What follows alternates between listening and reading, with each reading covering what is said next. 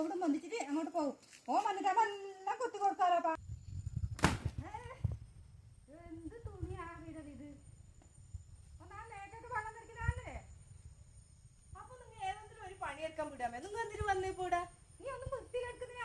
ഇല്ല, ഞാൻ നേരത്തെ പാത്രം പഠിക്കുമ്പോഴും വന്നിനി. ഇപ്പൊ ഇവിടെ തുണി ആറിടുമ്പോഴും വരുന്നുണ്ട്. അത് താങ്ങാന്നില്ലേ?